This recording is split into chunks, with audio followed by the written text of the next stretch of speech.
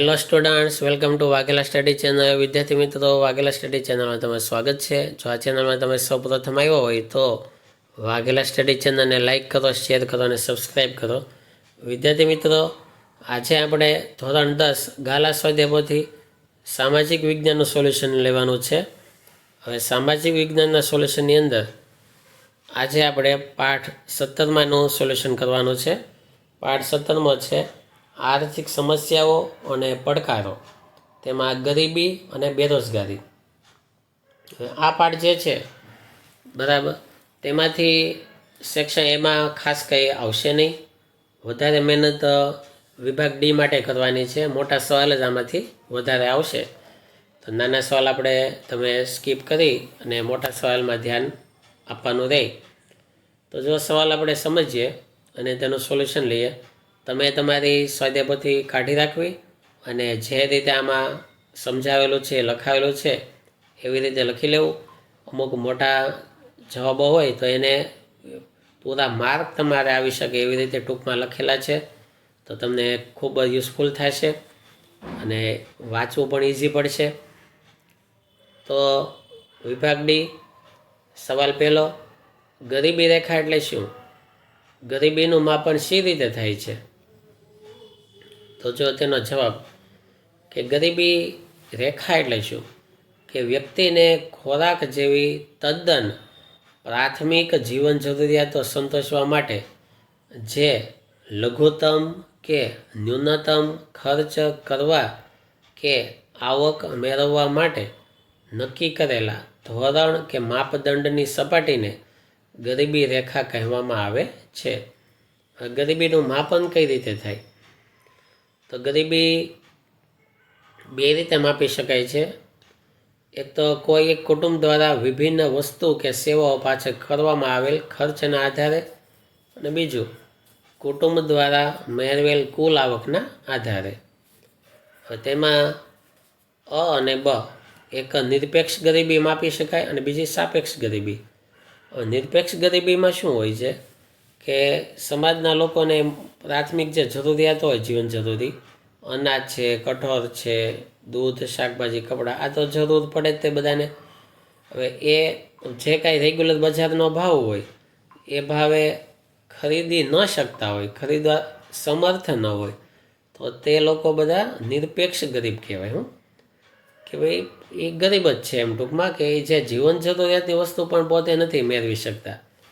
સાપેક્ષ ગરીબીમાં થોડુંક જુદું હોય છે.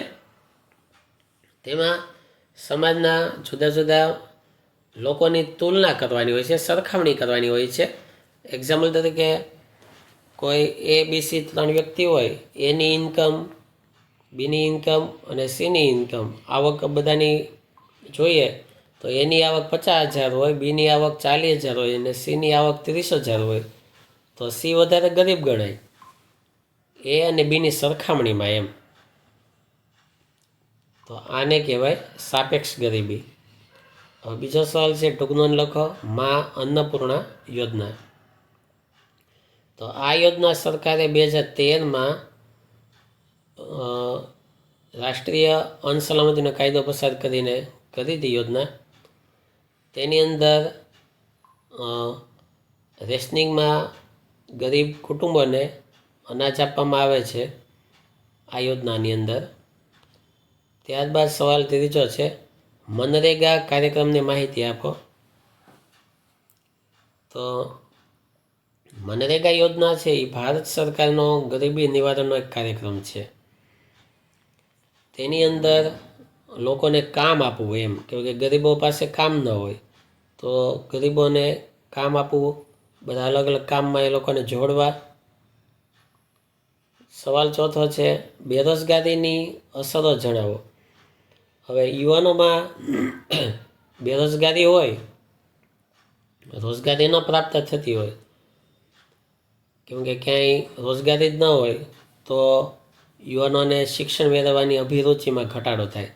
યુવાનોને એમ થાય કે ભણવાથી શું ફાયદો, માનસિક સ્થિતિ ઉપર વિપરીત અસર થાય અને યુવાનો નિરાશા અને હતાશા અનુભવતા હોય. પાંચમો સવાલ છે, વિશ્વ શ્રમ બજારનો ખ્યાલ સ્પષ્ટ કરો. હવે વિશ્વના દેશો પોતાના શ્રમિકો કે મજૂરો, જો મજૂરો લખ્યું છે, શ્રમિકો મજૂરોની પરસ્પર આપલે કરે તેને વિશ્વ શ્રમ બજાર કહે છે. ઉદાહરણ તરીકે એક દેશમાંથી બીજા દેશમાં લોકો કામ માટે જતા હોય, કોઈ નવી ટેકનોલોજી શીખવા માટે જતા હોય કે ઉચ્ચ અભ્યાસ માટે જતા હોય, તો આ બધું વિશ્વ શ્રમ બજારમાં આવે. ત્યારબાદ છઠ્ઠો સવાલ, બેરોજગારીનો અર્થ જણાવી બેરોજગારીના ગમે તે 4 પ્રકારોની ચર્ચા કરો. બેરોજગારી એટલે શું કે પ્રવર્તમાન વેતન દરોએ કામ કરવાની ઈચ્છા હોય, યોગ્ય લાયકાત અને શક્તિ ધરાવતા લોકો હોય, છતાં કામ શોધે તોય તે કામ ન આવતું હોય, એવી સ્થિતિને બેરોજગારી કહેવામાં આવે છે. બેરોજગારીના 6 પ્રકારો છે: ઋતુગત બેરોજગારી, ઘર્ષણજન્ય બેરોજગારી, માળખાગત બેરોજગારી, પ્રચ્છન્ન કે છુપી બેરોજગારી, ઔદ્યોગિક બેરોજગારી, શિક્ષિત બેરોજગારી. તેમાં કોઈ પણ 4નું વર્ણન કરીએ તો જો ઋતુગત બેરોજગારી કે ખેતી આખો વર્ષ ચાલતી નથી, બરાબર, તો ખેતીમાં જ્યારે પાકનું કાંઈ હોય નહીં કામકાજ, તો 3 થી 5 મહિના તો બેરોજગાર બેસવું પડે, એને મોસમી બેરોજગારી કહેવાય. ઘર્ષણજન્ય બેરોજગારી એટલે કે ઉદ્યોગોમાં જૂની ટેકનોલોજી ફાવતી હોય પણ તેના સ્થાને નવી ટેકનોલોજી આવે તો કારીગરો બેકાર થઈ જાય છે, તો તેને ઘર્ષણજન્ય બેરોજગારી કહેવાય. ત્રીજું આવે માળખાગત બેરોજગારી, કે ખેતી સિવાયના જે કંઈ ઉદ્યોગો હોય એનો પૂરો વિકાસ ન થયો હોય, પછાત લોકો હોય, રૂઢિ રિવાજો નિરક્ષરતા હોય, તો એને માળખાગત બેરોજગારી કહેવાય.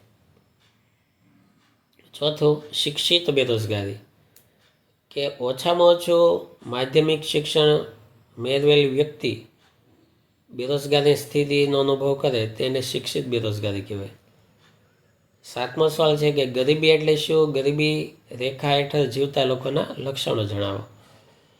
તો ગરીબીમાં પણ એ જ આવશે કે જીવનની પ્રાથમિક જરૂરિયાતો ન મેળવી શકે એ ગરીબ કહેવાય. ગરીબી રેખા હેઠળ જીવતા લોકોના આ લક્ષણો છે. 8મો સવાલ, શ્રમ શક્તિના આયોજન માટે કયા કયા પગલાં ભરી શકાય? તો સારી સારી ટેકનોલોજી શીખવાડી શકાય, જો આ બધા આયોજન કરી શકાય, જેથી શ્રમ શક્તિનું આપણે આયોજન કરી શકીએ. નવી ટેકનોલોજી શીખવાડી શકાય, નવી તાલીમ આપી શકાય, ઉદ્યોગ ધંધા માટે તાલીમ આપી શકીએ. 9મો સવાલ, બેરોજગારી દૂર કરવાના ગમે તે 4 ઉપાયો જણાવો. તો બેરોજગારી દૂર કરવાના જો આ 4 ઉપાયો છે એટલા. 10મો સવાલ, ધનિક ભારતમાં ગરીબો વસે છે તે કેવી રીતે કહી શકાય? ધનિક ભારત એટલે કે ભારતમાં સંસાધનો ખૂબ જ છે કુદરતી, પણ એનો ઉપયોગ કરતા આવડતો નથી, તેથી કહી શકાય કે ધનિક ભારતમાં ગરીબો વસે છે. તો આ સાથે અહીંયા આ પાઠ 17માં પૂરો થાય. તમારી સ્વાધ્યાય બધું લખી અને આ પૂરું કરી લેજો, અને તમને વાંચવું પણ ખૂબ સહેલું પડશે. Thank you very much.